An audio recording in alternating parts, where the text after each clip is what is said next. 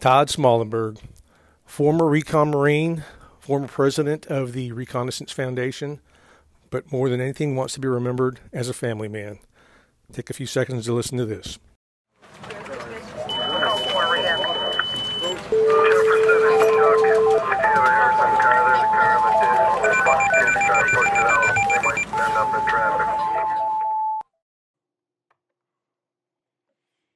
Okay, here we go. This is Friday, August the 27th, and we are recording our podcast. Our podcast is named The Call. The Call is a reference to how police and firefighters and EMS guys are dispatched out into the field. The call is just a reference and kind of an honor to them. Those guys doing the work out in the field, guys overseas, you guys have a call, and you guys have had a calling. What we're doing today is we're sitting down and we're going to record this with a couple of members, former members. You're never ex-members. You're former members. That's correct. Of a Marine Reconnaissance unit. In front of us, we have Todd Smallenberg and Marty Adcock. Now, we're going to go around the room and do introductions here in a second. I'm going to introduce myself first. My name is Eddie Molina, and I am the Southeast Regional Manager for the Alert Program. And the Alert Program is a data-driven program. Research-based, data-driven training program, and we're based out of Texas State University. We're providing grant-funded training to first responders and other sorts all around the country. So we've been given the opportunity to do these kinds of interviews, and it's been great because we've been surrounded with people that bring a great part of life to us. I'm going to let Marty introduce himself because Marty is a part of the program also. I've known Marty for probably 20 plus years just because we've run in the same circles. Marty, you want to go ahead and introduce yourself? Marty Adcock. I'm the Midwest Regional Manager for the Alert Center.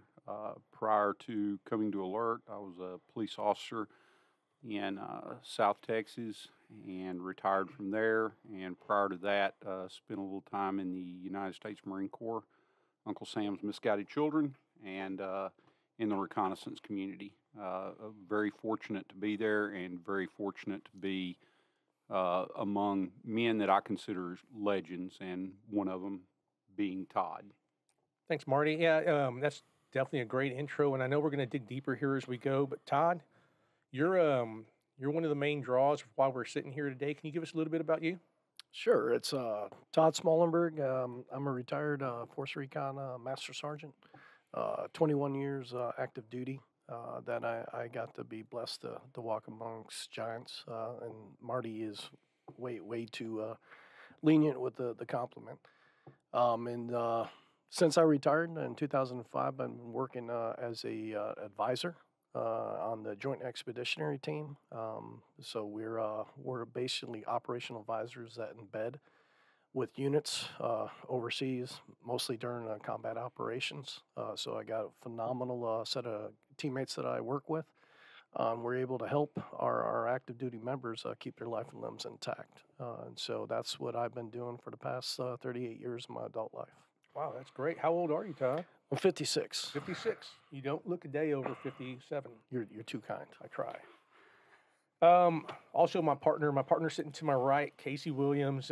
We've known each other a little while. I'm always jealous of how his beard grows versus mine. Casey, you want to introduce yourself? It's all brown, not gray like the rest of us. Yeah, yeah. It's because I died, or according to our fans out there, I really don't. Casey Williams. I was a police officer and sergeant for over 20 years in the Dallas, Texas area. Been involved with Alert for more than 10. And I've been here 1 year this week. I've been retired. Yep, 1 year retired. 1 year retired. Thank you very much. Awesome. That's a case of beer. Yeah. It's been a good solid year, and we're going to have a party for him at some point. Really? All right. So, Todd, I'm going to dive right into all of this party? stuff. Yeah, well, a party. Okay. Somewhat of a party. Yeah, I'm good with that. I'm going to dive right into it, Todd. Okay. Where are you from? I am originally from Oscoda, Michigan, a little small town up northern Michigan. However, as the Yoopers call us, we still live under the bridge, so we're trolls off of the east side of the state, off of Lake Huron up north. So Oscoda, is common spelling Oscoda? Yeah, it Yeah. is. It used to be a big SAC base there. Works with Air Force Base. It was there. My dad retired out of there in '77.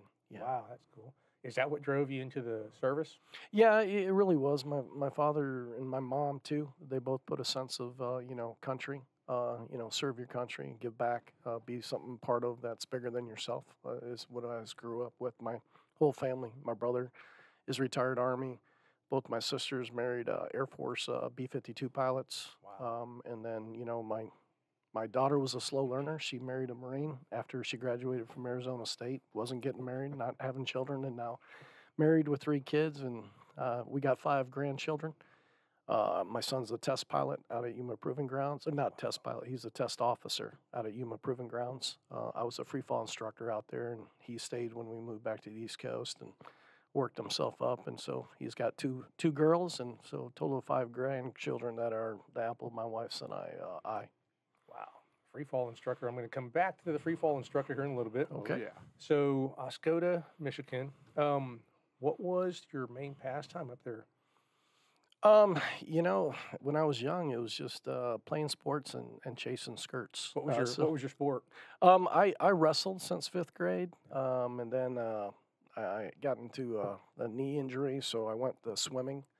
So just kind of did everything as a kid on the base. We played football and baseball and everything else growing up, and of course riding motorcycles and snowmobiles up north.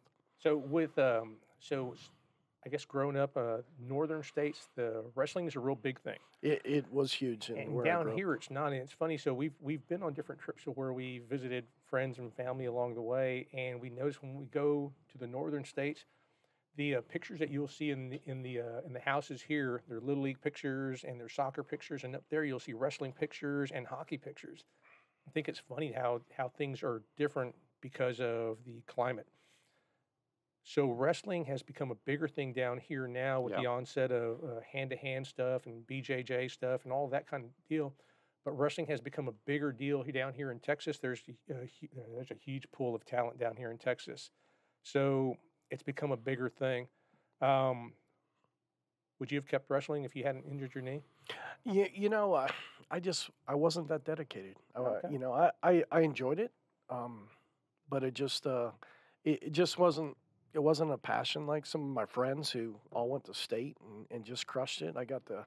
We did a reunion, a high school reunion, just a couple weeks back, and I got to see our heavyweight wrestler and then our lightweight wrestler, and both of those guys, they just had the dedication and passion, to do it, and I just wasn't that dedicated. I didn't like school. I went because you had to show up on Friday to be able to play sports. And I went because I had sports and girls, and that was my 2 kind of passions as a kid. Which one were you better at? The girl part, and it got me in trouble at a young age. So The Letterman's jacket never reflects that. no, it doesn't. Marty, how about you? Tell me where you grew up at. Texarkana, Arkansas. Grew up in Texarkana, Arkansas. I graduated in 1987. Loved sports, but was raised on a ranch, well outside of town. Played some sports, but wound up really getting into rodeoing, and that's what I did. That was my thing. So, what was your sport besides rodeo, and what was your event in the rodeo? So, sport besides rodeo was football. Event in rodeo was bareback horses, bulls, and team roping. Nice. Those are all rough sports, rough stock. It was all about the chicks. Yeah. Chicks dig bull riders. Chicks dig rough stock riders. That's it. Did it for the chicks. Yeah, and that was the drive back then. What would you change about the rodeoing? Height, shoulders. I would not have grown taller, and I would not have developed a set of shoulders. Once I did those things, I started finding that the ground was a lot harder and came at me much quicker. Yeah, that's definitely one of the things that stands out about the rodeo crowd. I remember growing up during the Ty Murray times and the Carrillo brothers. They were little bitty kids. I mean, they were little bitty guys, and I loved watching them ride. But man, it's like there was not a whole bunch of height to them. No. Yeah. No. Usually the better ones are a little bit. You've got those guys out there. J.P. Murray, bull rider that's currently riding. You know, he's an anomaly. He's 6 foot and a world champion multiple times, but most of those guys are small. Most of them are small. I look at the dedication part that Todd was talking about, and I'm beginning to wonder if my child's his son. And we're going to get a little further into that on a different episode, probably on a different show. That's probably a good idea, yeah. so his wife doesn't shoot him. So Todd grew up in Michigan. It was a cold state, and you grew up with a sense of service to country. Yes, So did you know where you were going? Did you know what you wanted to do? I did. How did you develop this love of, or what drove you to the Recon unit? So when I was 8 years old, I was in the post exchange with my mother, and there was a Marine in dress blues, and I was just like immediately drawn. I was like, "Who is that? What is that?" And my mother explained it to me, you know, being an Air Force brat, and I said, "That's what I'm going to be when I grow up," you know. And it always stuck. And then as I grew up and learned more about the Marine Corps, I said, "Man, I'm gonna be a Recon Marine," and that became a source of contention when I first enlisted. Because, you know, you couldn't be guaranteed, you know, reconnaissance back then. Right.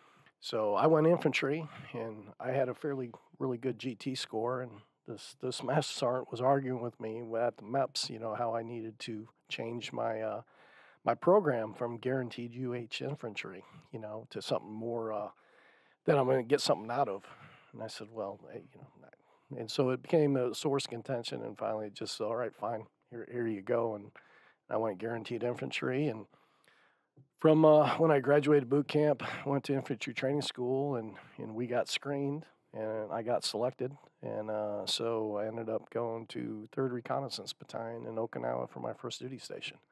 So I was a recon baby. You know, there's people that think that's good, and there's others that think that's bad, you know. But luckily I had phenomenal leadership that just made us understand that we weren't special. We just, you know, chose to get a different career path, and that we supported the infantry, and if we did our job correctly, we would save lives. And so I kind of grew up with that mentality, you know, because we had, you know, high and tights every week, shaved, Yeah. you know, and spit shine boots and creases in our camis if we weren't out in the field. You know, you had to set the standard, and that's how we were raised, and it really set the conditions for me throughout my career. Well, and you know, it's a great description too, because I think that's one of the standout things about the Marine Corps. When you see a Marine out anywhere in their dress uniform, that's a standout sight, and I think probably that's half of the recruiting that they do is just by being present and just being sharp like they are. Marty, how about you? What was your path to the Recon? Completely different than that. So my path to the reconnaissance community was I had to get out of Texarkana. You know, I was just like, man, I've got to get out of this place. So I joined the Marine Corps. I had no idea what the reconnaissance community was. My stepdad, was a Vietnam veteran that really did not talk about the war, didn't talk about the military. He was in the Army, solid dude. I wound up going in, and one of my drill instructors was a Recon Marine. And that's where I learned about the reconnaissance community. Got to the School of Infantry. There was a poster up there that they were doing the selection process down at Camp Horno. Where's that? Horno is right there at Camp Pendleton in California, just south of Santa Onofre, Okay. where the School of Infantry is at.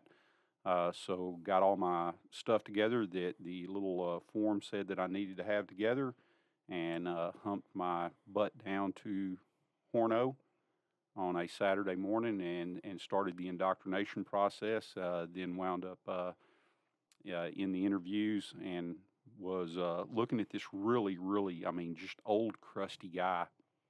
I could tell he was in charge, but I didn't know his rank. He was wearing a black reconnaissance sweatshirt and UDT shorts and dive socks rolled down over his boots, but no rank. But I could tell this guy was in charge, so everything was yes sir, no sir. You know, a young man from Arkansas, everything's yes or no sir.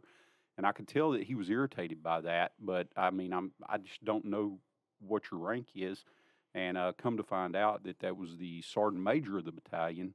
And he was, I mean, probably 35, 36 years old, but he was old and crusty to an 18-year-old that, you know, is walking into this community really not knowing what the community was about. I just knew that when I seen those guys looked like they had all their crap in one basket. And I'm like, well, if I'm ever going to have to go fight anything, I want to go with these guys. Yeah. These guys have their crap together.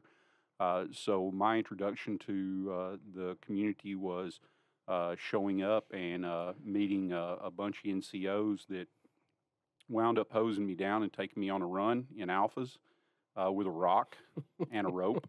And I was like, God, this is the place for me, man. I'm not sure how I landed here, but this is awesome, you know. And you know, at 18, you do think those things are awesome, you know, until reality sets in a little while later, and you wind up at what's now BRC, and back then it was ARC, or if you were on the East Coast, ARS, and then reality sets in, and it's not nearly as awesome as you thought it was, and the thoughts of, I really would like to just go back to an infantry unit would work out, you know. Please, dear God, get me through this day. Yes. It's a long training road, and I know because, you know, we've known each other for so long. I've heard some of your stories. Okay, I've heard a lot of your stories along the way. And it's funny because you'll tell the story and you'll repeat a story later on, and it's funny whenever Marty will tell me the story. It's like I can see that he actually goes back to that place. He goes back to that piece of dirt. He'll go back to those boots, and I love that about him. So one of the things that I haven't asked y'all, or Marty, I haven't asked you, and Todd, well, obviously I've never asked you because I just met you. But absolutely, have the UDT shorts stayed? In the drawer, and that's a good place for them. No, I mean they're Are the Recon units still wearing them? No. So, and that's one of the things. And it's funny. It's one of the historic things, right? Right. They've recently so. disappeared, I think. Yeah, over the past couple of years. Yeah. I mean, so I'm still tied in really good with the community and the just Department of Defense as a whole. So it's just. Yeah, those aren't in there. The surf and sand days are long gone, unfortunately. But those were good days. So tell me about your involvement. I know you said you're still staying involved and you're active, and it's like guys like y'all don't stop. Y'all aren't going to stop serving. You're not going to stop doing your part. What drives you to keep going? Several things. One is I love my job. We make a humongous impact. I mean, the personal satisfaction. You know, early on when units were getting hit really bad, you know, we'd get pushed in to embed with them. And so, I mean, when in bed, we're in uniform, we're armed. We don't follow our ROEs, the rules of engagement. We follow our rules under force as armed contractors on the battlefield. And so you're out there with them, and you're watching them. You're watching their tactics. You're watching how they're doing material, non-material solutions. And you just start making recommendations. And if they're missing something, you start getting that equipment into them. You start getting them some training. And then you just start looking at the tactics and start talking about that, how the enemy is doing their tactics, techniques, and procedures, and then we incorporate what we can do to mitigate those threats. And then after 2-3 weeks, you leave, and they don't get hit the rest of their deployment.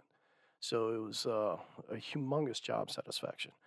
And so, you know, all of us, we've done 20 plus, you know, years, all my teammates and I, and we get to impart, you know, everything we do. Because right now it's a real young force. You know, the older guys with the multiple combat deployments, you only got a couple of the team sergeants, team leaders, ops chiefs, and, you know, ops sergeant majors and everything else. And the rest of them are really on their first deployments. Wow. And so we're able to come in. We're that kind of continuity. You know, I operated from the end of 2008 until last year in Afghanistan with a 2-year break for an injury I sustained and had to come out to Texas for my rehabilitation. And then, you know, and I just did my last rotation last year, and they switched me over to working Northwest Africa now, and working for the Special Operations Command Africa and embedding out in Niger, Mali, Burkina Faso, and Chad. So it's just, I love working with the guys. I love helping them and imparting, you know, information and knowledge and mentorship. And it's just, it's a great job. But yeah, I mean, you do get burned out after a while. And you hit on my favorite parts of it. And we've all been teaching together for so long. One of the things that we've been doing is we've tried to do our part in impacting the lives of first responders out there across the country. My favorite part of being an instructor is when people reach out to you afterwards. They send you that letter or send you that email afterwards. Hey, I went back to work on, we got done with our class on Friday. I went back to work on Sunday, went to a family disturbance, and I started getting shot at. And I got hit 3 times, and I remembered what you taught us, and your voices were going through our heads. And your voice was going through my head. And I remember this specifically from the first Train the Trainer class that I taught in Greeley, Colorado. And this kid stepped out of his patrol car at a family disturbance, and it was dark. And he said, I started getting lit up, and I could see the muzzle flash coming from a man on the porch. And he said, I stayed in the fight, and I moved to the fight. I put the guy down, got on the radio, I did what I had to do, and I stayed up until my cover got there. When he sent that out, that was the first time I got reached out to by one of the guys that we've actually impacted along the way. Is there anything like that that stands out for you, stories that you remember? Oh, yeah. I mean, I still I'll bump into people, back stateside as well as overseas on multiple tours. And they'll bring things up that what we've done and me and my teammates done. So, I mean, and there's no amount of money or anything else that relates to that feeling that you get being that impactful on someone's life. And so it's huge. And that's basically what keeps us going back. The desire to serve. You keep on going with that. You really do. Yeah, the huge impact, I mean, especially listening to both of y'all, is the fact that you're actually still talking to this person. That's the impact. They stayed in the fight. They handled up their business. And you're still talking to that person. There's nothing better than that. Yep. No, I remember one of the young Army EOD techs. He got hit and he was down in Bagram at the hospital, and me and the Paladin commander and not Command Sergeant Major, but actually Command Master Chief. We went down to the hospital, and we walked in. He didn't know either one of them, but I worked with him in pre-deployment back home. And I mean, he recognized me right away, and he started telling me, when he got hit, and he was like almost AARing for me. And giving me his after-action review and what happened and things that happened. And then he talked about it because we always talked about tourniquets. And so, you always talk and you always use both hands, but we talked him through and made him, hey, okay, so you got both hands now, use just one hand. You've been shot in the left arm, you only got your right arm, now do that. And so he was talking about how he's using one hand on a tourniquet and how he remembered that in the training. And so those impactful things that happen just really make everything worth it and make you keep coming back. Yeah, they're standout lessons, and that's part of what's changed along the way in the training. One of the things that we've changed in our training along the way is we start talking more about medical and providing medical training to the cops on the ground, because for years, and hell, even if you think about how we grew up, if you think about all the war movies and the soldier movies that we watched growing up, there was never any medical gear involved in any of that stuff. And anything that you watch, it's a modern movie now, every one of those soldiers that's on TV or on a movie, they all have tourniquets placed all over them, and it's very visible stuff. Yeah. And that's reality. That's one of the things that we've pushed out there as a community of instructors, as a community of people that really care. That came into the TCC stuff, or the TCCC stuff, coming out of the Battle of the Black Sea, right? Yep. And it's a big, impactful thing. What were some of the other big things in training that changed along the way that you guys saw? Oh, I mean, from when we were young to what we're out there today with. How old were you when you hit the Recon unit? I was 18. Marty? 18. All right. So I mean, from what we had to what they have today is just day and night. From communications to optics to weapons. Cravats as tourniquets. Yeah, we were using pieces of stick and a cravat, and things like that. So I mean, it's day and night what they've got out there, and so that's huge.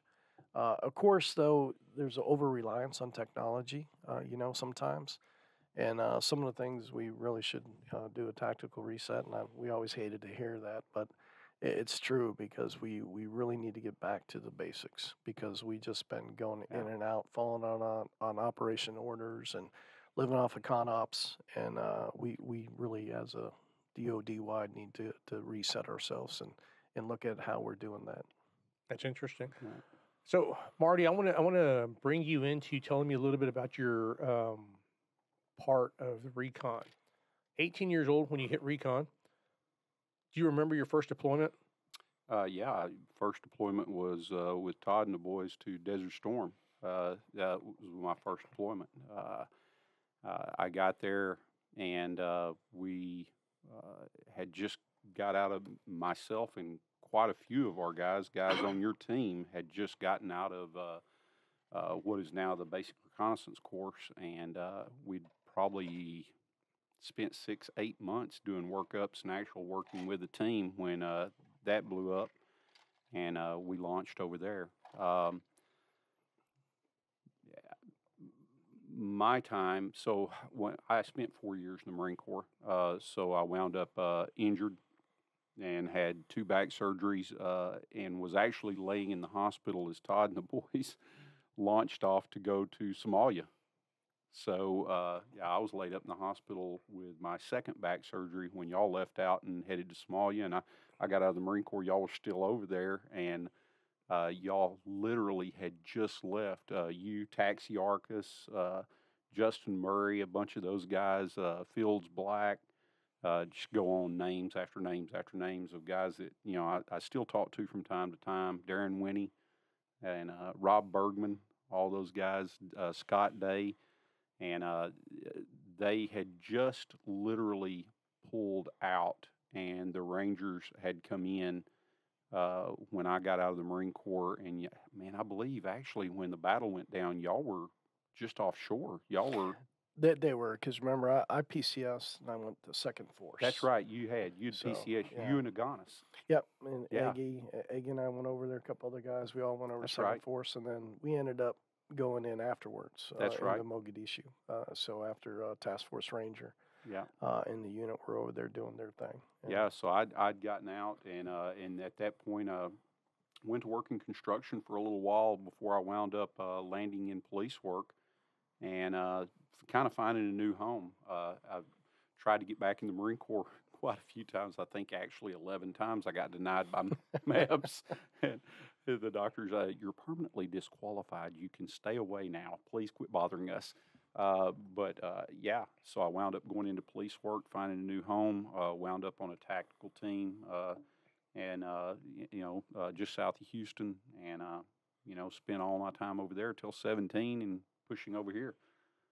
So my time there was actually very little, but my time there was impactful because of the people, some of the people I just named.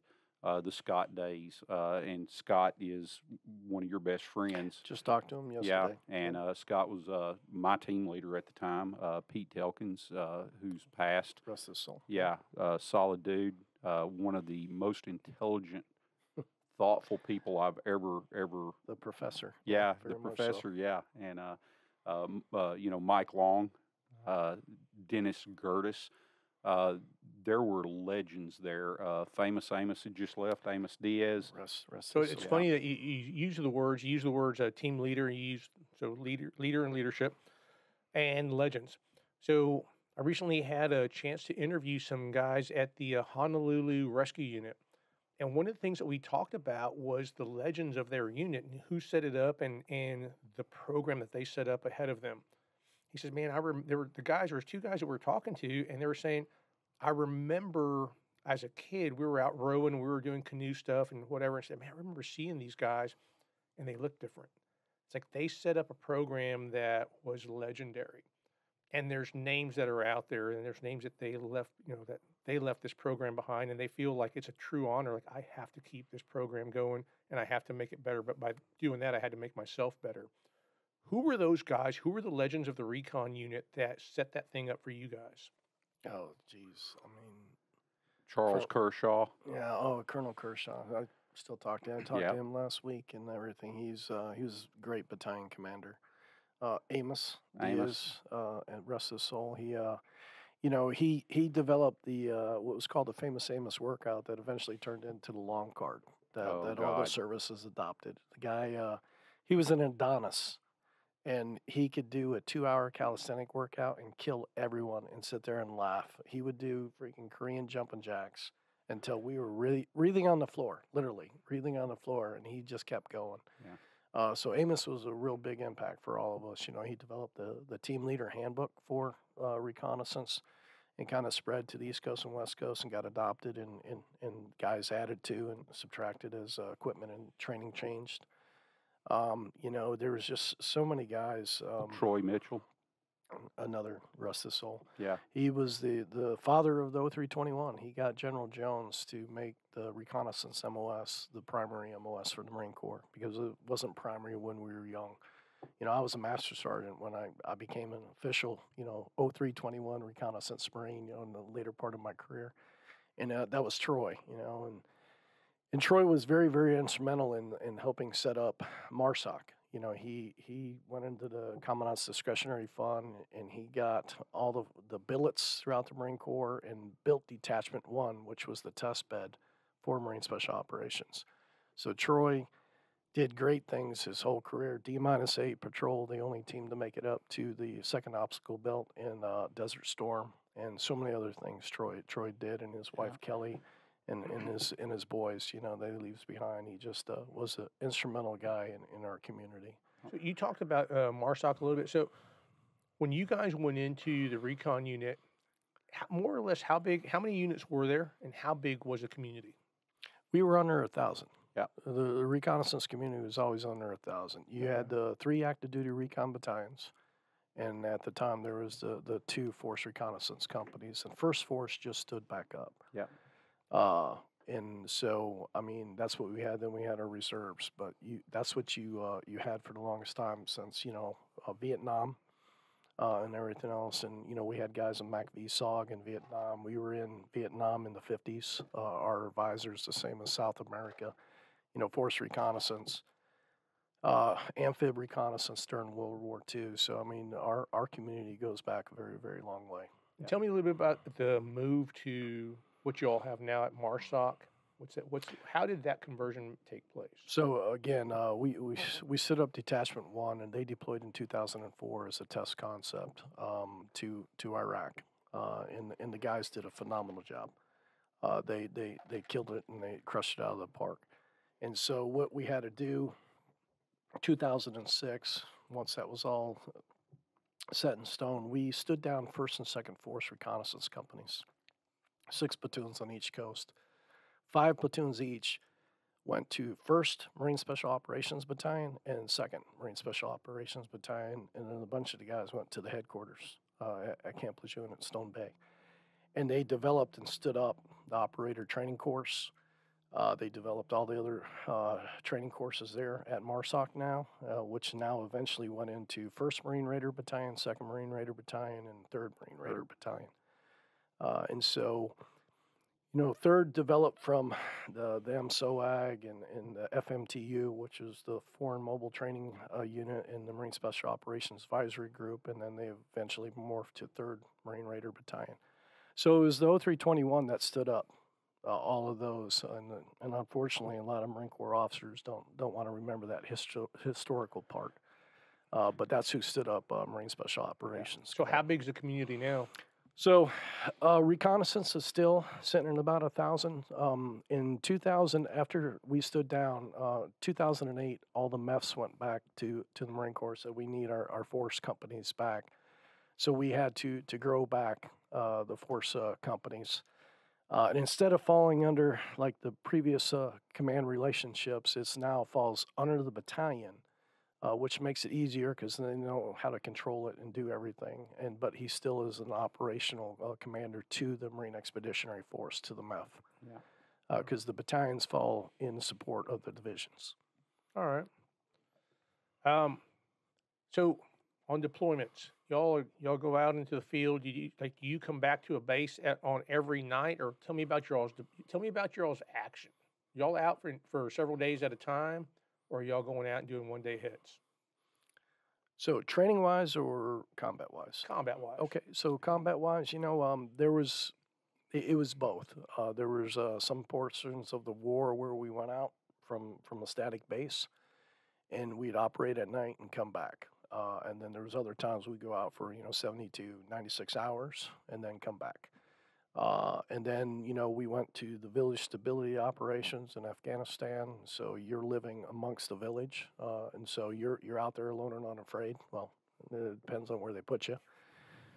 And so you're out there for extended times a period, and so it kind of really based off the tasking and the operational environment is whether you're rolling out every night or if you're going out for several days at a time. Yeah. So and when you talk about that, that's so much different than how we operated even in Desert Storm. So in Desert Storm, as opposed to the one night hits and rolling back out, it was more of a 3 or 4 day operation doing reconnaissance on a main supply route, an MSR, something to that effect. You had guys that man just killed it over there, and I think back to a guy that had a team that did 27 click patrol. And I'm just like, holy crud, 27 click patrol in Desert Storm, that's huge. That's huge. And, It's a manly event. Say again? Manly event. Very manly event. So, it's different, so much different now when I talk to Todd and some of the guys that, Cliff Moffitt, guys that were still in the game from Desert Storm till now, with the equipment, with the technology now, the things that they're capable of doing now are so far beyond what we could have done back in the day. It's amazing. Yeah. Early on, like OIF, we were, I went from the free fall school back to 2nd Force and deployed, and the colonel asked me I was a master sergeant at the time, and he asked me to take a platoon. And either be in the S3 shop or take a platoon, and that was a real hard decision for me. So I took the platoon, and we were screening northeast of Baghdad. We were out there for freaking weeks upon weeks. Ran out of food, ran out of water. So it was like day on, stay on out there, and just moving every day in fast attack vehicles, rolling around with Mercedes Benz with machine guns on them. You couldn't go wrong with that. So what were y'all doing for food? So for me, my sister sent me a bunch of care packages, so I had a crud load of Abacore. So I lived off of tuna for 3 months, and I was under 198 pounds when I got out of Iraq, and I ain't been under 200 pounds in a very long time. So the rest of us, we were just rationing in that, and then we finally were able to get resupplied and everything. And it's just, but it was just, it was serious environment, just a 24-man platoon up northeast of Baghdad before they took Baghdad, and we had one other platoon, Kurt Lisa's platoon, out of one of the Force Recon Reserve units, was just north of us, so we were supporting each other when we had to, when a bunch of fetidine and everything else one day we got, and so I needed to pull them down. They came down and supported. So one of the topics of conversation, it seems like whenever I'm able to sit in the presence of a bunch of military guys, one of the topics of conversation is, what is the best MRE out there? Did the MREs change from the time you all started to the time you ended? And which one was your favorite one? I came in and we still were eating sea rats. All right. In 1983 in Okinawa. So, I liked the sea rats better than the first MREs. Those first MREs were harsh. And so in today's MREs are day and night from when they first came out with MREs. So, there's a lot of the MREs I like, and I'm a picky eater. I ain't going to lie. What was your favorite, Marty? Dude, so, I came in and I'm laughing because, the iteration of MREs that when I came in was still first iteration. I didn't like any of them. I did not have a favorite. I think the favorite I had was with a maple nut cake and with some peanut butter on it. Otherwise, we used to strip the MREs down to go into the field. And most of the time, I'd look at the main meal, and it's just gone, man. Give me the crackers, the peanut butter, the cheese, right. Because the rest of this is just horrible. And not to mention what it does to your system when you come back out of the field. You're a little backed up. Yes. So but the pork patties and the hamburger patties, Yeah. a lot of us took little field stoves. So ramen, you crumble that stuff in there and just mix it all together, and a little bit Tabasco, and you can make anything eatable. All right. Yeah. Or God forbid somebody had explosives and C4 is dual multi. Yeah, multi-fuel. Multi-use for C4. What was your favorite weapon deploying? Twofold. I loved my MP5. When we were doing the shooting mission and everything else, for in the house and everything, you can never go wrong with an MP5. Straight up MP5 9mm. Yeah, MP5 9mm. You know, we had SDs and everything, and then our Musoc 45s. But I loved my MP5. But when we hit Mogadishu, and we got the colonel came in and gave us an after action review from Task Force Ranger out of the unit before we went in to do the withdrawal of all U.S. forces out of Moog. And, you know, it's a great weapon for in the house, but those guys were like, you know, CAR-15s, which are now, you know, the M4s. So lucky for me, I had a really great XO who I'm still good friends with today. And he normally always said no, and I said, I need more CAR-15s, and he gave me more CAR-15s. So, and then, you know, M4, you can't go wrong with it. M4, we're all tricked out. Get a little bit more distance. That's good. Marty, what was your favorite weapon? M249 saw. I mean, the 249, just a great equalizer. For small teams like ours, it tended to be able to put down the firepower to allow guys to fire maneuver. The other thing that it did was it took care of and replaced the heavier weapons, the M60. Loved the M60, but just too heavy. The M249 tended to take care of the job. And it didn't have the malfunctions that our 60s had at the time. At the time, we still had Model Ds. Yeah, we had. I mean, that was my first TO weapon. Was the 60 at the Recon Battalion, triple canopy. You know, jungle. Not a great weapon, but to be able to break contact and put rounds down range. Fred Baker, who just unfortunately passed away last year, and rest his soul, but. Him and I had the 260s in the platoon, and I mean, it's a great equalizer when you're a 4 to 6 man team. Yeah. All right. So how long? This is going to be a tough question because I know that all Marines are going to take this a little different way. How long were you in the Corps before you got your first tattoo that said you were in the Corps? I was 18, right? The infantry training school. I went out and got my bulldog.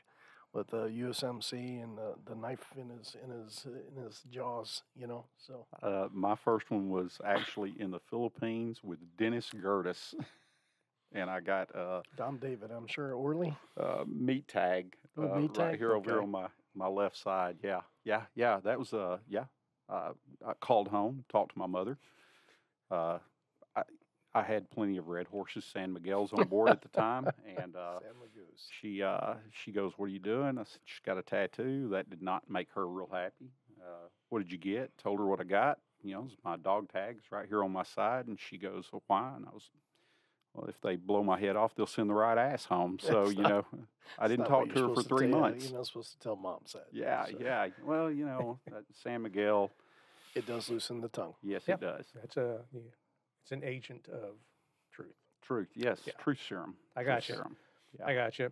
So, Todd, one of the things I want to hit on a little bit is we talked a little bit about your injury earlier. If you don't mind maybe hitting on that a little bit, what happened, where did it happen, that type of deal? So I was working what was called SOTF West, Special Operations Task Force West in Afghanistan. I was actually embedded with 5th Special Forces Group. And we were doing what's called sensitive activities all over Shindan and the areas around there. And me and the 3X, the Special Activities Officer, were embedded with the Route Clearance Patrol. And the young sergeant in the Buffalo, which is the anti-mine resistant big old one. If you get hit by an IED, you want to be in the Buffalo because chances are always you're going to walk away. And so the young sergeant was handed down a box that had 120 pounds in it. It was explosives in it. And he lost control of it. And I had the handle, and the chief was right next to me, and he was holding the bottom. And I took firm grip on it, and I thought he had it too. But he jumped backwards. And so the box was coming down. So all I did was step back and planted my foot. And took the brunt of the case, and just before it hit, I lifted up on it completely, so it didn't, anything go bang. And so I took as much as I could, and all that G-force went through my ankle. And my ankle, we heard a loud pop, and of course I felt the stinging burn. And I set the box down, and I started limping around, and we continued mission. We got back, and luckily, Fox Company out of 2nd Raider Battalion was there, and the senior chief was one of my corpsmen. And we went in there and we took a look at my ankle. They took an X-ray, and it didn't show up a fracture, which a lot of fractures don't show up right away. And so I just continued on and taped it up and went on for my last about a month, and then I got home. And I had a surgery, and it failed to do what it was supposed to do. And then they sent me to the specialist, the special ankle guy from this Northern Virginia Orthopedics, who are affiliated with the Washington former Redskins, and which that should have been assigned to me then. And then he kind of butchered me, unfortunately, and he did the surgeries backward. I got a horrible infection, and then I went to the emergency room, and they wanted to open me up and clean it out. And they called him up, and he said, no, send him back to my office. So the irony is the ER doc looked at me and said, hey, this is a pretty bad infection. You could lose your leg. So they put 4 bags of antibiotics in me and gave me 10 days of oral of Keflex. And I went to the doctor's office in the morning, and he seen what they gave me. So he took me out of half cast and put me in a full cast and said, I'll see you in 3 weeks. And unbeknownst to me, the infection fused my ligaments, my tendons, and my muscles all together. So when I came back 3 weeks later, they took the cast off, and my staples split open, and all that infection poured out. And then they sent me to Duke and started trying to rectify all the issues that were wrong. And every surgery I had, my leg just got worse. And I ended up getting complex regional pain syndrome. My leg was discolored. I got a specialized brace here in San Antonio, Brook Army, the IDEO brace, which really helped. But then Duke went in and did another surgery. And my leg I'd get so bad edema that I couldn't put the brace on for more than 3 hours. I couldn't walk a block. And so I was going through the process of understanding I couldn't do my job anymore. Something I'd been doing my whole adult life. And, that's not a really good place to be. And then my grandson was born. And so it just gave me that different focus. I kind of pulled myself out of not a good place and focused in on my grandson and kind of got a mulligan from all the times I was deployed and missing my kids grow up. Because he lived 7 houses down from me. So he was with me every day. And then as he was growing, he'd come up and he'd like, hey, tag Pop, you're it. And I was like, buddy, Pop can't run, And by then I was popping about 8 Norcos a day, drinking about a half a gallon of whiskey every 3 to 4 days. And finally, after my last surgery at Duke, and they're like, there's nothing else we can do for your leg. And I was like, man, I'm not going to live like this. So take it off. And he said, that's an option. We're just not going to talk about that until the end of the year. And then I just sat there and I had a little epiphany. I said, I've already been out Brook Army. I already know everyone out there. I went through the IDEO program. I'm gonna go out there because that's what they're set up for. So I called out. The sports psychologist already knew me, and he said, hey, if he's good with that, I'm good with it. And so I went to see the ortho. And Colonel Joel already, I think, is the most phenomenal surgeon, not only in the military, but in the United States of America, if not in the world. And Joe looked at me and said, man, I'm a huge limb salvage guy, but there's nothing we can do for your leg. And I said, take it off. I'm not going to live like this. And they took it off, and, my goal was to play tag with my grandson. That's all I wanted, because I accepted that, okay, I can't do my job anymore. And so I'm out here, and, man, I was in my first sock in 4 weeks, and they're laughing at me. They're like, dude, you're 52 years old. And I'm like, good, clean living, So next thing you know, I'm surfing in 7 weeks. I'm skiing in 11 weeks, baton death march, running 5Ks. And Lord knows I didn't like running when I was active duty. I'm not built as a runner. I'm built for a rucksack. And then I just learned that, man. I was a, combatant diver my whole career and supervisor. And I went through the adaptive course, went diving. The only thing I haven't done is, I was a free fall instructor and a jump master. So I haven't jumped, and I do miss it. But, I've had a couple spine surgeries, so it's just not on my high to-do list. But I can do everything I used to do. I just had to adapt. Wow. And my company came back to me and said, man, you're killing this. Do you want to come back to work? And I was like, yeah, I really do. And so got back on rotation, went back into Afghanistan, and now I'm switched over to Northwest Africa. So that's, basically the nutshell of my injury and my rehabilitation. All right, Todd, you were talking a little bit about making the decision to have your leg amputated. That's a pretty huge decision. I mean, I think I've had the chance to make some big decisions in my life, but I can't imagine anything that compares to that. What drove you that way? I mean, you went in depth into what was what was going on in your leg, but what drove you that way? Excuse me. So it was kind of real easy at that period because it was 4 years. 4 years of going through these surgeries, 4 years of dealing with the leg progressively getting worse, 4 years of losing your mobility and your quality of life. You know, I ballooned up to 285 pounds because I would exercise because I was gaining weight, and then I couldn't walk for 3 to 4 days. So then I'm popping pills and drinking the supplement to help with the pain, and then I start gaining weight again, and then I go exercise again, and I can't walk. So it became a vicious cycle. You know, and again, my grandson was born, you know, and he just gave me that focus.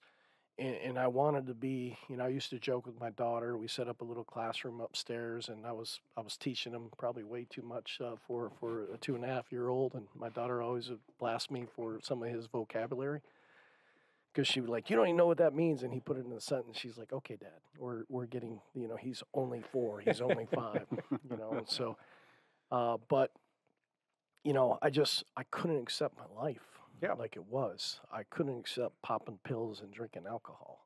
You know, it wasn't a way to live a life. I wasn't accustomed to that. I've never been that heavy in my life. No. And that mental, and the mental, it was more the mental than the physical. What it does to you mentally when that's all taken away from you. So when I came out and got the IDEO, and I seen the capacity that they have at the Center for the Intrepid and the people there and how it changes lives. So I just said, okay, I seen both sides. I can accept for my life what it is right now. And I probably won't live long because I'm going to drink myself to death and opiates out of control. Otherwise, I can make that change. And I can get my mobility back. I can get my quality of life back. I can be the active grandfather instead of, you know, sitting on the floor or on the bed. You know, I could actually be outside and doing things with them. So when that time came, it was a real easy decision because I couldn't live like that. Yeah, my whole life was active. My whole life, you know, was deploying and doing what I did, you know, and being, you know, in our community, you got to be extremely physically fit. Sure, you had you were used to a high drive, high performance unit environment. That community drives you to be more of what you already are. Absolutely. And it still does to this day. I know that you all stay in touch with your old group, and I admire that because I hear that from Marty all the time about how he stays in touch with all of these guys. There's certain groups along the way in our life that stand out. They take that place for us. And now, Marty, I know that you knew when he was coming down here to make that decision, or he had made that decision. He was coming down here to start getting the process done. What did you know about it when he called you and tell you what was going to happen? What did it go down like? You know, I actually, you know, I'd called Todd and I was actually asking his counsel on some stuff because I was looking at having to have another back surgery, and I know he had a couple of back surgeries, and you know, so and he goes, "Yeah, man, I'm going to be down there in San Antonio," and I'm like, "Oh, dude, you know, I retired. I live in New Braunfels now. I'm just right north of there." And he goes, "Oh, great, dude, we'll link up." And I was like, "What are you doing down here?" And he goes, "Man, I'm having them cut my leg off." And I'm like, "Oh, hold on, you're having what?" You know, I mean, he said it like, you know, I'm gonna clip my fingernails. I was like, "Dude, seriously?" You know, and so I talked to him for a little bit about it, and I was like, "Oh, you know, I mean, it completely makes sense." You know, if he was doing it to go back to the jet teams, if he was doing it, I would have probably tried to talk him out of it. But when he said, "Man, yeah, you know, Coop," and you know, I can't get out and play with him the way I want to play with him, and I was like, "All right, bro. Well, you know, I'll see you at the hospital at some point." And I did. A few days after his surgery, walked in, and so the thing that I will say about Todd that probably sets him apart from most of the guys in our community is most of the guys in our community, I don't think they ever, even though they have promoted, they don't progress past Lance Corporal mentality of bitching about everything.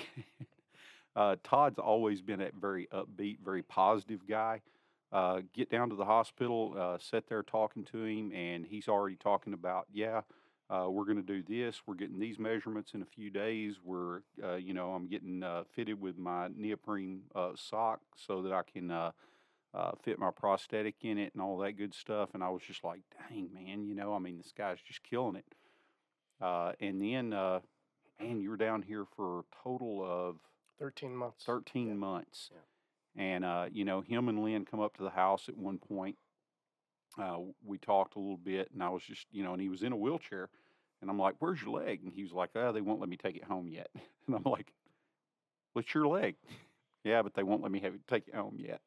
And there was a reason. There was a reason they wouldn't let him take it home. And I'm sure that most guys that make that choice or have to have that done are no different than Todd. If they let him take it home, he's going to be up playing on it. Yeah. So they didn't. And, then the next thing I know, he's in it. He's up. He's walking.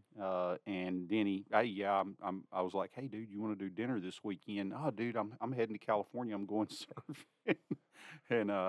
And then he came back and wound up being here quite a bit longer than he had planned on being here because there was a little bit of a mishap on the flight with a blood clot, correct? With a blood clot. Yeah. If there was a checklist of what not to do that day, I hit it pretty darn good. Yeah, So how many legs have you gone through? So I've the great thing about that place is they work with you in trying to see what you want to do, what is your goals, and everything else, and then you get to try out different legs. So I've gone through. I've literally they've taken extremely good care of me. I cannot speak highly enough about the CFI and the Center for the Intrepid. So I have 9 legs. I have my running leg, I have my water leg, I have my primary leg, my backup leg. I have a leg that's a tactical leg with a holster into Nice, it. very nice. So the orthotics shop there, those guys are my heroes. I love those guys in the prosthetist shop because they just always take care of me. They just took care of me this week and made me 4 new sockets for my legs. So just you try to figure things out, and I tested a oscillating ankle. Just that they're testing out for us, which was huge because you actually have an ankle that you can go heel toe on walking instead of flat. But the only thing is what we call a return. When you get to your toe, it gives you a return so you can step off. Well, this thing goes, heel toe and stops. So you have to, manually pick your leg up. So your leg gets a little tired. So the battery life is huge. It's 36 hours, on average. But just they got to work it into some different legs that you get return on, or otherwise you just get entirely your leg gets worn out quick. Well, you said you have 9 different legs, and you mentioned you carry a backup leg. That was going to be my next question. How many legs do you actually keep with you on a normal day?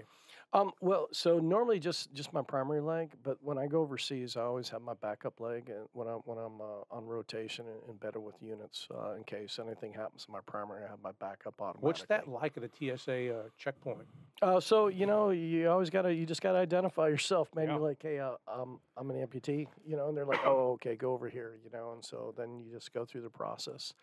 And they swab you, I'll be like, hey, I'll take it off. And they're like, no. They get all defensive, and worried that, I'm being insulted. I'm like, no, man, it's all good. Yeah, I like that. Run it through. I like that. 1 is none, 2 is? 2 is, yeah, 1. 2 is 1. So do you have to put the backup in its own tray? So it's normally in my check baggage. Oh, and okay. everything when I travel, and then when I'm out, I always just, I don't always take it out on a mission, which probably is not a smart idea.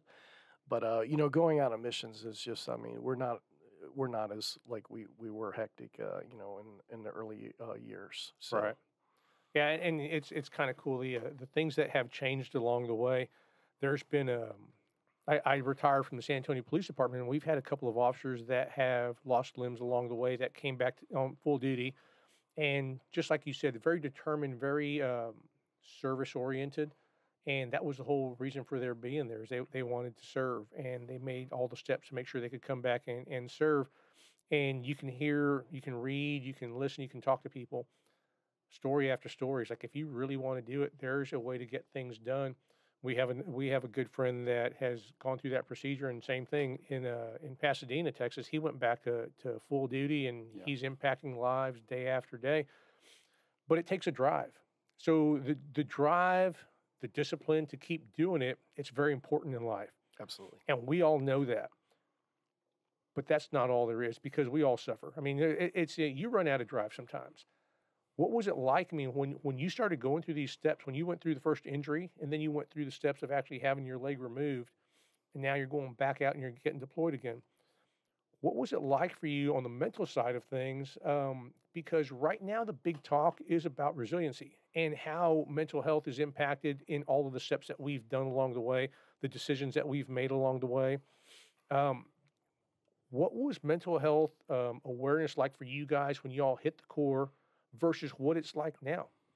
Matter of fact, just today I was talking with the psychologist at the CFI. So I mean, we've made great strides, but we got a lot of strides to go. Because you're talking, and you guys know all too well. I mean, we see the worst of humanity. Both of our professions do, and and you don't get to unsee what you saw. And so that's the big telltale thing, is that it's like, how do we process that, and how do we deal with that, and how do we go on each day with seeing the worst of humanity. Like when people talk about morality in combat, so it's the most immoral thing we want to do, right, just like you guys, is taking a life, but you want to talk about morality, so I'm like, okay, you don't know what you're talking about, thank you for coming. Sure. And so, the mental health is, we've come a long way, but I mean, both of our professions, our guys are taking their lives. And so we really need to take a look at that. And like I said, we were just talking about this today, and he was giving me some really good insight, because I can play a psychiatrist on TV, but unfortunately I'm not one. But we've all dealt with it. We've dealt with the guys with the 3 o'clock, in the morning calls when they're drunk and high, and they're holding a 45, and we're talking them off the ledge because, something traumatically happened. And we never were able to process that, because you had to go back out on patrol the next day. We had to go back out on, patrol the next day and get ready for it. Then, a couple weeks down the road, we had a memorial service for us, your helmet, weapon, and boots, We didn't get that closure because the body was flown home. And so we just... You went on like nothing happened, he's there and he's not there. And so it's a process, and I just wish we collectively, as United States citizens, would do better on that. And the great thing is there's a lot of information, a lot of research out there, and there's things that are helping. And he was just giving me a bunch of stuff today, and it was very enlightening. And he's a phenomenal psychologist, and he's done a lot of research, and I hope more of that comes out, because that's just things that the mental health side needs to be looked at, because we do have to see the worst of humanity. Yeah, absolutely. The mental health awareness that's kicked out now, and we're doing it. And we've talked about this along the way here at Alert. The biggest strength and the biggest weakness of any program, of any team, of any group of people tends to be the people itself. And you send a bunch of badasses out there, the Marine Recon unit, that's, one of the biggest group of badasses. And they're strong guys, and they're able to deal everything that they have to deal out there. But also one of the biggest weaknesses is those guys are not going to open up and talk about it. So one of the things that I have been taught along the way is that just being able to sit down and say something out loud makes a huge difference.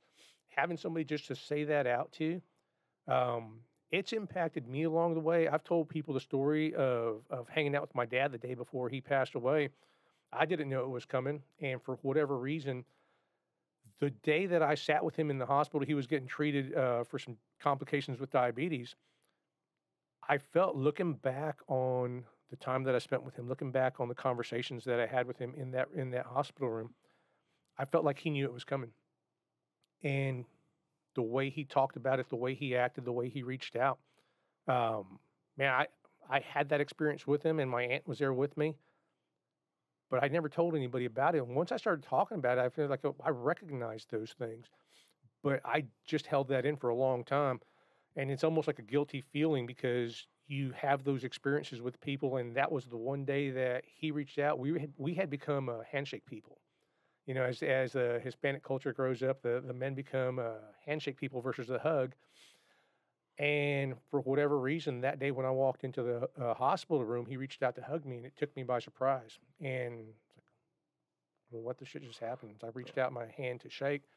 So as I talked to people about that afterwards, I felt like it made it a little bit easier. It helped me understand it a little bit better, that he knew what was coming. It's kind of a blessing in disguise. Yeah, it really is. Yeah, because Yeah. you get to have that closure and that special moment, Yeah, absolutely. And that's one of the things that I felt as I started talking about it more that I would, like you said, there was a little bit more closure being able to talk about it and being able to recognize those things. Is that one of the things that you guys have started pushing out on, like from what you're doing now? Have you started pushing that? Oh more yeah, to- we call it bro call and everything else, and just you reach out and you let them know that we're here, because a lot of times guys when they're desperate, they think they're burdens, they think they're different, they don't fit in, and they think that the easiest thing is to take themselves out of the picture. And so just by reaching out and letting them know that, bro, I'm here for you. I love you. And, you're a brother and we got a brotherhood here. And when we say with you, never above you, never below you, always beside you, those aren't just words. Those are what we live by. That's our creed. And so, we just want to make sure that call me, like I said, get that 3:00 morning phone call. I'll answer it. I might, chew your ass the next day, but I'll answer it and I'll go through the process with you, and everything else and talk you off the ledge because that's what it's about. Just letting them know that they're not a burden, they're not alone. They're part of us and who we are. Yeah, a few months back, we reached out to some friends of ours. They run their own podcast a little bit down the road from here, and they run the Freedom Friends podcast. And I guess we'll find out if we have to edit that out or not. I'm wearing their hat. Those dudes, those guys there, they're all veterans, and their style on air is a lot different than ours. It's their own personal deal, and they get real hard, and they talk real deep, but they have a weekly thing called a weekly buddy check, and I sat in with them one night.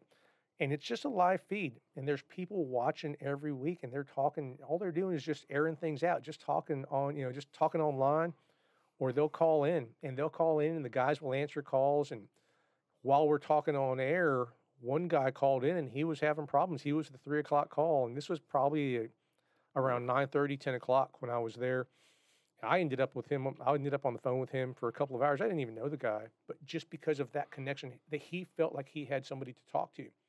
And it was a great feeling of being able to help somebody, talk that person off the ledge.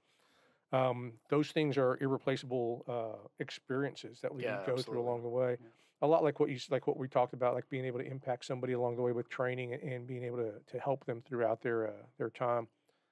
Well, it's just the rest of and it really comes back to, this is what I always say, because they'll talk about disabilities. I don't look at it, I'm disabled, I'm challenged. And when you say you're challenged, everyone can relate to being challenged because we've all had challenges in our life. And so, I'm an ambassador for formerly Disabled Sports USA, now Move United. And getting to see kids that were born challenged, not the ones like us that have injuries, after we had, a life and everything else, and we didn't have those challenges.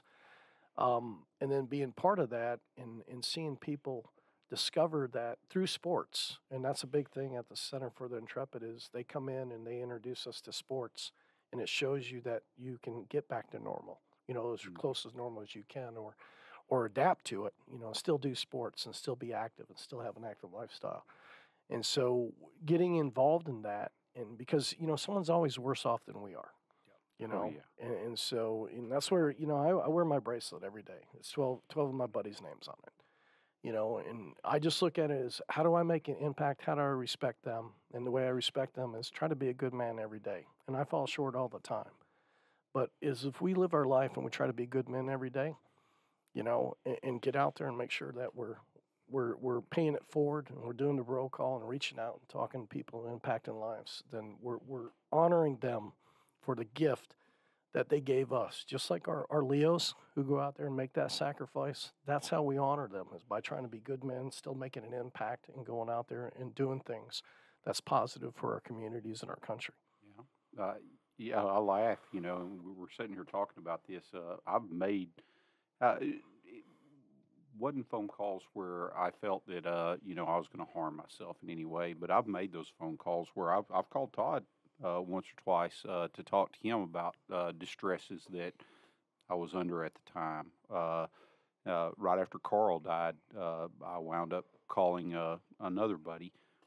Man, having those guys that you can call and that you know you can bare your soul to, and that will also snap your butt back into reality of, hey, dummy, you're good to go. This is all cool. I think it's invaluable. I mean, having those guys that you've had a relationship. I mean, Todd and I mean, now when I look back at it, who would have ever thought? I never thought I was going to live past 21, much less, know a guy for 30 years. But it's invaluable to have those people at your disposal to make those phone calls to. And I think that we're getting better at it in the law enforcement community than we were. But I will say that the guys that I spent time in the Marine Corps with, even though for me it was a much shorter time than it was people like Todd or Spanky Gibson, those guys will always be that guy that I can reach and call Dennis Owens right now in Ireland, and he's going to answer the phone, or Magella will, and I can talk to either one of them, and I'm good to go. That is where we need to be in law enforcement, and we're falling short of that. I think we're doing much better even than the military's doing post critical incident, but being able to reach out and just call that guy, we're real good about it in SWAT teams. Yeah. But patrol officers, I do not think sometimes they have the resources that we had, and I think that's pitiful. Especially today. America. So, all right. So I'm going to change things up a little bit, and we definitely appreciate your perspective on law enforcement. So I always like to throw different things out there, and these guys are used to me. They're used to my weird personality and the weird questions that I throw out there. So a real question for you, Todd Smallenberg. Hit me. You're on the way home with fries and burgers. Can you get home without eating the fries? No. I like hearing that. I've been told that if you come across somebody that can make it all the way home, that you really don't want to trust those people. I can see that. I respect that. I appreciate your answer and You're the welcome. honesty. Okay, so here's one that that stumps a lot of people. And we talked about your injury. We talked about how you and Marty met along the way. We talked about your all's lives, basically. So tomorrow, Hollywood calls. And we're going to make the autobiography. We're going to write the autobiography, and we're going to make a movie about Todd Smallenberg's life. Who plays you in the movie? Oh, shit. I don't know if I want that to happen. There's a lot of skeletons in that closet. Yeah. Man, see, I don't like Hollywood. So you got to have an unknown actor, because I can't stand people up there telling us what we think and Do you need to play do yourself? and everything. I'm not Rudy Reyes, so It's I mean, Chris Pratt. Chris Pratt. Rudy is Ray play is Todd the Smallenberg. only man I know that played himself on Generation Kill. Yeah. Because no one else can play Rudy Reyes, but he's the most beautifulest man you'll ever see. Who do I like? Oh, dude, it's Chris Pratt. Chris Pratt. Yeah, I could Chris see Pratt. that. I could see Yeah. Chris Pratt playing it. Chris Pretty Pratt. good. He's a good-looking guy. So He's a that's handsome man. compliment. Thank you. Yeah. Marty, who plays you? Dude, my son, he's going to have to break into acting because he looks like me. He acts like me. Yeah, that young 18-year, he'd be good for that, because he definitely knows you. Oh, and he knows me. And I mean, and now his life coach and the guy that'll have to help him along is Scott Day. Yeah. That'll get people in trouble. Yeah, Scott Day, that was the guy that first had one of the most frank conversations with me ever, and solid guy, man. And hey, dude, check this out. You're on a team.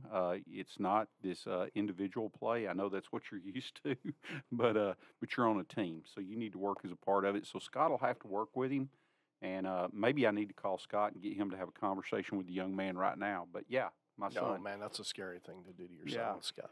All right, so go kind of in a different direction with this one. So a lot of history in the teams, right? A lot of history, just just in the Corps in general, there's a lot of great history, a lot of good reputations that were built up there. Who is on Todd Smallenberg's personal Mount Rushmore? Oh man, so there's Doug Zembeck, rest his soul. Tell me about him. Doug was a Marine major. We were together in Fallujah in 2004 when I was the battalion ops chief for 1st Recon Battalion. He was an infantry company commander. And the New York Times came out and they interviewed him, and Doug made a comment about his men fought like lions, and they dubbed him the Lion of Fallujah. And he led from the front. And then he got detailed over to the activities division at the CIA as a major. And he was killed in Iraq, leading some Iraqi commandos on a hit that the activities guys were training. And he was just a man amongst men. And, you know, he was very humble. And he had a book that he wrote things down, and some of Doug's quotes still, impact all of us today, and they're great quotes that can be shared all over the place. Another guy, Eden Pearl, rest his soul, knew Eden when he was young. He got hit. He was the most severely injured in the global war on terror, and he ended up passing away a couple years ago here in San Antonio. His wife and daughter are here, and his daughter is the spitting image of his eye, and doing great things. But the guy was an Adonis, and he had such severe burns and lost almost all of his legs and the arms with just a couple fingers. There's a couple others. I mean, they're on my wrist here that I look down there. Chris Antonick, Charlie Cartwright. I was in 2009 embedded with MSOC Alpha out of 1st Raider Battalion, and Charlie was killed, and he was taking it to the enemy on top of a roof and exposed himself and got hit by a Chechen sniper. John Hayes, Brent Morrell in 2004 was one of our platoon commanders, and he did a counter assault into an ambush that we would have lost a lot of guys, and Brent took a round to the chest, and he went down, but he charged an open field, an 8-foot berm, a chest-high canal, machine gun nests, and to me, he got the Navy Cross. Well, his wife and his parents were presented the Navy Cross, but to me, it should have been a Medal of Honor. He was just just a great man. He checked out of the 3 shop that morning, and I'll never forget the look on his face, and just. And when the radio call sound came in that he had a sucking chest wound, it kind of took the air out of all of us. And then when we launched the QRF and we got back and they let us know that he expired on the table, it was a hard day. And just John Hayes, just great Americans. We were blessed and fortunate to walk amongst giants, in their shadows, because these guys, answered the call. And they were just, and then we have some living legends that are out there, and just, and so being surrounded by men like that, and it just, it forces you to be better. Right. It makes you want to be better. It's the thing that you get up every day, and you can't rest on your laurels. You have to be better. You have to be good every day. And it's to honor them, and it's our legacy and who we are, and that's huge for us. You don't want to put a stain on that, and so it forces you to be better, and and that's what I try to be every day, man. Because you can't rest on your laurels; you got to earn it, and so I think we all could do better at earning it every day, and we'd have a better country if we could just take what we have and spread it out. Because someone stated that, the military and law enforcement was a breeding ground for white nationalism not too long ago. And that's the biggest lie there is. We're the most diverse organizations. And you can just look at this table sitting here, and just saying that. And some of our best friends have darker pigmentation than us. Right.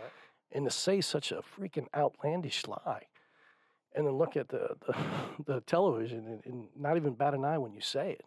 And know that's the biggest lie, because we are the most diverse organization in the United States of America is our law enforcement and our military. Yeah, absolutely. And the last thing we are is that. Yeah. So I'm going to change. So I constantly change directions on how I ask questions and the stuff I talk about. I've been asked to participate in a couple of different mentoring and leadership groups with young kids. And I've hit them with a weird project that I start off with asking them to write their own eulogy to that point. And then we go through the class, and at the end of the week, we end up having them hit it again, see what they talk about at the end of the day or at the end of the week. And kind of a weird timing, weird question. But Marty, if something happens to you now, who reads your eulogy and what do they say about you? Samuel L. Jackson. All right. No. I like the voice. No. I love the voice. I don't think my wife could sit through that many MFs. No. Who reads my eulogy?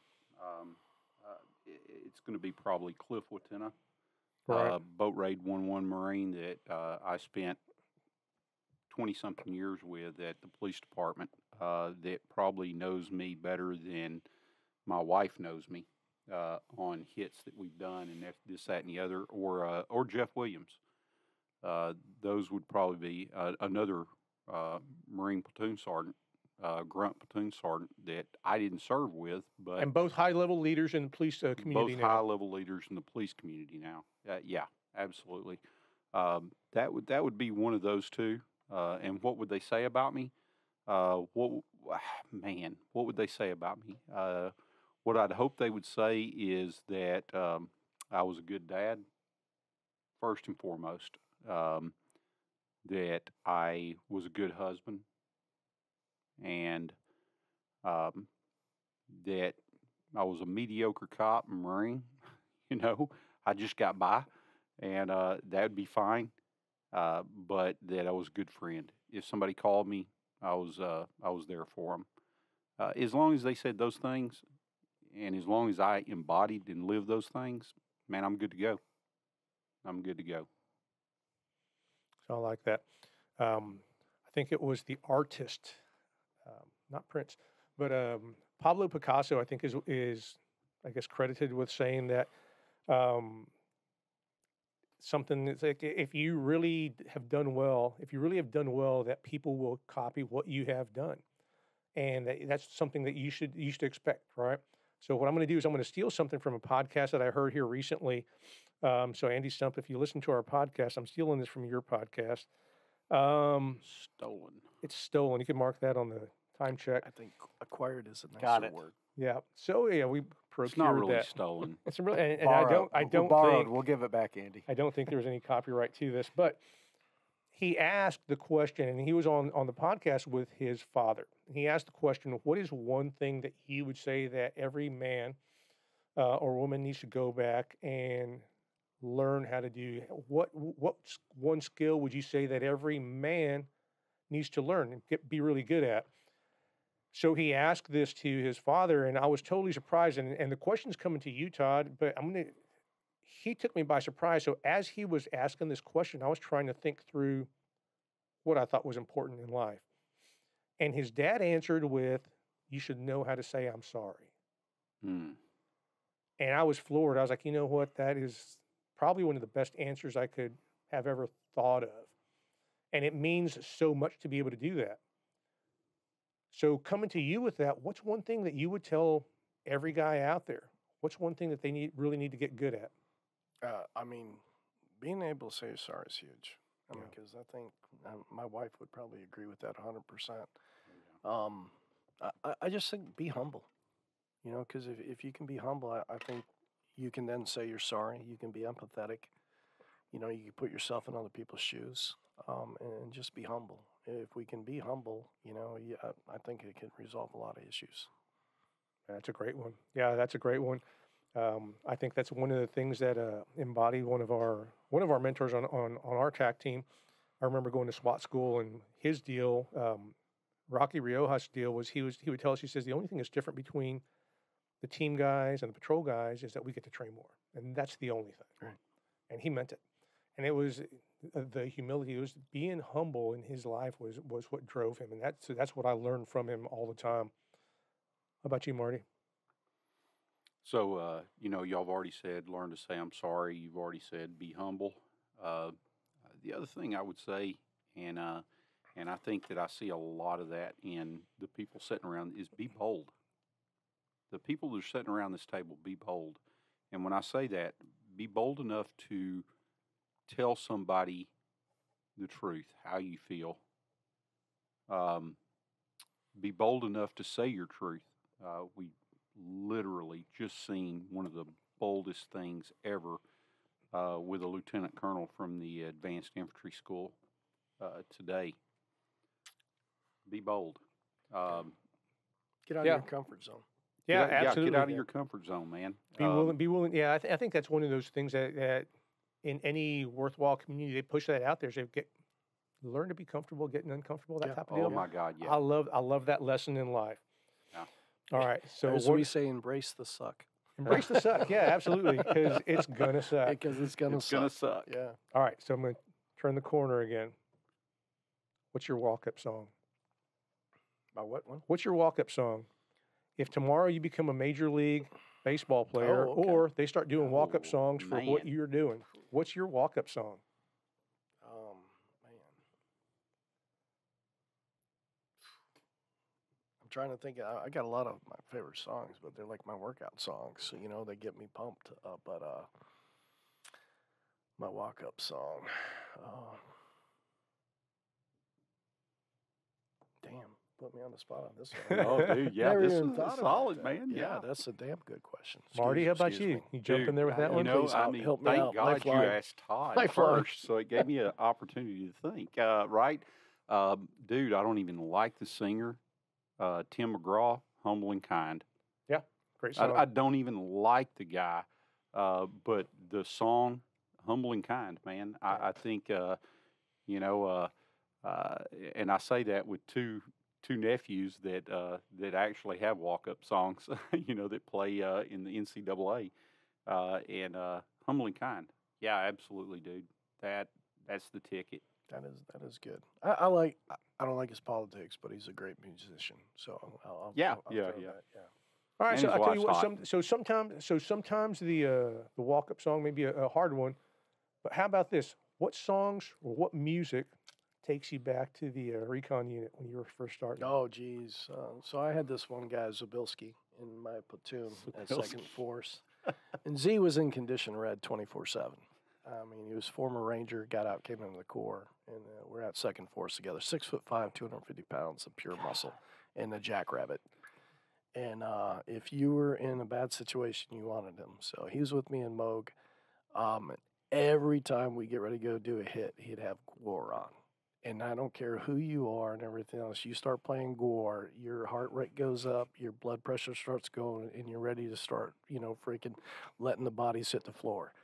And that's another good one, is let the bodies hit the floor, you know. So, I mean, you know, those are the things that I reflect back to my early days on in getting pumped up to go out and do missions. And so, and that was all Z. He have that dang box of his, and he just have that thing cranking as loud as you could, and then next thing you know, the whole platoon is ready to start knocking things down, you know. So some good days. The Pioneer home set that somebody had bought at the PX over in friggin' Okie. Yeah. Well, all right. So we've kind of covered a lot, and I'll try to cut you loose. I know you've got a lot of stuff to do tonight. But one more question. And this one, I think I know the answer to, because I know the group that I'm sitting here with, and I know your background, so I know the type of person you are. But your shit list, your personal shit list, is it bigger now than it was when you were young? Because I feel like it's one of those things that we think that we are, I don't know, we think we're everything when we're young. And I think that that's just one of those things that grows so quickly when we're young. Has it grown since you've gotten older, or has it just shrunk down? You know, that's a good question, and I just had to think about that, and I was like, no, shit, surprising, it's shrunk. Yeah. You know, because, you know, things that got us spun up when we were younger doesn't get me spun up anymore. And there was guys I worked with that we just didn't get along, and now that we're all retired and we get along great. You know, I had a platoon sergeant that, I mean, I know he didn't like me and I didn't like him, and now we're really good friends. Yeah. You know, it's just because we had just different personalities in an A-type environment. You're going to have those different personalities. Did I know this guy? No, he's Oh, a okay, yeah. East Coast guy, and I love him today, man. He's just great guy, and so it's shrunk because I just don't the little things, because I'm an extremely loyal person. You cannot ask for a better friend than me. But man, if you go down the wrong way with me, I mean, I'll burn your house down. Not physically, but I will destroy you if you go and be disloyal and do things and stab people in the back or do something wrong and not man up to it, man. It's just because loyalty to me is huge, and I'm an extremely loyal friend, and I always will be. But I just don't like fake people. Yeah, and I agree with that. I think that my list has definitely shrunk as I've gotten older. And Marty and Casey, I think you'd probably say the same thing. Oh, yeah.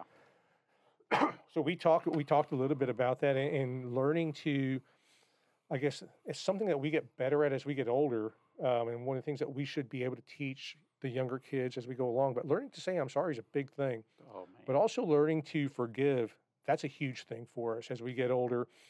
Coming from the communities, just being an adult, learning to forgive is a big reason that list has shrunk down for me. I know that on a personal side. Todd, I can't thank you enough. I Go ahead. want to clarify something. So because I was thinking back, I'm building a retirement house back home in Michigan. And the drywall guy took $3,900 of mine and never showed up. So I'm having to do civil court action, doing all this stuff. And so when I say I'll burn your house down, I mean, I'm going out, Attorney General in Michigan, the licensing board, the Better Business Bureau, calling up his bank because we transferred money, going out to the Etsy and all them who referred him to me. So I'm just going out there making his life difficult because, to me he's a thief. Yeah. And that goes completely opposite of who we are. Majority of stuff, I just disassociate with you. Right. I got nothing else to do with you. I refuse to be around people like that. But when I said I'll burn your house down, it just made me think of this guy right now because he's caused me so much angst building my house, and it's been a frustrating thing. And so, plus, it also qualifies that you're not literally burning his house down. You're just I'm just making his life difficult because he's nothing but a thief. Yeah. And that just runs opposite of who we are. Yeah, absolutely. Runs totally different from the character string that we like to hang around. Todd, I cannot thank you enough for being out here. You took a big chunk of time out of your day, and you made a long trip through awful IH-35 traffic that we, on a daily basis, we put that out there for people. Thank you very much for stopping through here. Marty, I know that you don't get a choice in whether you're going to be here with me or not on a daily basis. So I appreciate you opening this part for, even for our instructors. I mean, a lot of our instructors, the people that have been around us for these 20 years that we've been together, I know not everybody gets to see the other side of Marty Adcock, but definitely appreciate you opening this side of your life for us and for the program and for the podcast. It's very important that we get to share a little bit of each of us along the way. Guys, thanks for being here. You got something? It's funny, you say that the 20. This, I start laughing. Todd brings me back to a 20-year-old, of getting out there and getting it on and making things happen. So that's awesome. One of the other things I'd really like to talk about just real quick is the Marine Reconnaissance Foundation. If the guys would get a chance, if they would go out there, look it up, and it's a great program that really supports Gold Star families and our injured from our community. That is a huge foundation that does great things. Matter of fact, Todd and I are going to probably spend a little time at some point talking here quickly about us doing an 0321 day right here in New Braunfels, Texas, and getting people involved. Great foundation. Todd sat on the board. I don't know if you're still on the board. I'm an ambassador at large now. Man, if we could get guys to push over to the Marine Reconnaissance Foundation and look that program up and look at what it does for families, it's an awesome program. Yeah, Pep and the guys are doing great things for the Gold Star families and the wounded guys. So I know that the guys in the community know what the 0321 day is, so I'm not going to ask for any elaboration on that because I don't think we need to do that on the air. But Todd, do you have the web address for that? or what they can look Yeah, up? it's reconfoundation.com. Excellent. So yeah, it's a great organization. Pep Tablata is our president, and just doing great things with the guys and all the other board of directors and other ambassadors. So just taking care of and making sure the families that lost their loved ones still know that we're thinking of them and we're helping them through that healing process. And then the guys that have been injured, and then just doing great things, and then just helping out again, just paying things forward and being good ambassadors to the community and the nation at large. Yeah, thanks a lot. And Marty, thanks for bringing that up. I'm sorry that I passed that over, and I'm glad you stopped me on that one. Guys, like I said, I can't thank you enough for being here. And obviously my partner to my right, Casey, he gets no choice in this either. So wherever we stick around, we're going to stick around together. How about you, Casey? What you got? Yeah, great episode. Really covered the topics of service, sacrifice, and resiliency, and I can't thank each of y'all enough. Marty, final thoughts. Dude, final thoughts. When it's all said and done, the big thing is, man, if you're having something go on, reach out to somebody. Most people know my phone number. If you don't know my phone number, I'm sure you've got somebody's phone number in your phone. If you're having some issues, dial that number. Dial that number before you do anything else. Dial that number. If you don't get them, dial another number. Keep dialing until you talk to someone about what's going on with you right now. There's absolutely nothing wrong with that. We're spending too much time. We've lost too many guys downrange in any enemy combat. We've lost too many guys, in law enforcement due to what they're having to deal with on the street. We don't need to lose people at their own hand. Call somebody. Nothing wrong with that. Thanks, Marty. Todd? Just going alongside, everyone faces challenges, and you're not alone. You're not different than anyone else. You're not a burden to society and your family and your loved ones. It's okay to deal with issues. It's more importantly to talk about them amongst ourselves because we can relate. And just, the most important thing is, like I tell everyone, we always worry about the guys we lost, and we have some survivor guilt, and there's meanings behind that and everything. And there's nothing wrong with having the survivor guilt, but understand more importantly is they wouldn't want that for you. And so the only way we honor them is get up every day and be a good man. And if you do that, you're honoring them. By doing something different, you're not honoring them. And I know when we say that, that's a harsh thing. And I've told guys this in the 3 o'clock morning calls. You're not honoring them right now. And so how we honor them is wake up the next day and be a good man and do what we can to be good people. And talk to each other and reach out to each other and take care of it. Because the brotherhood is everything to us. That's what's defined us. That's who it is, whether it's law enforcement, whether it's the military. The brotherhood at the end of the day, we're closer with some of those guys than we are with our own, blood family. Yeah. And so that's what we're here for. And so each day, let's wake up and be good men. Say their names. Never forget. Yep, absolutely. Ed Smith. Long live the brotherhood. Amen. Hey, thanks for listening and or watching and listening. For information about this podcast, please email thecall@alert.org. That's the call at alert, ALERRT.org. And if you need to keep track of all the references of 3-letter abbreviations that were taken during this, please email melina@alert.org. And to find out what really the rock and the rope meant during his first run, please email Marty Adcock@alert.org. With that, we are out. Please do me a favor, continue to live, love, learn, and leave a legacy. Thanks.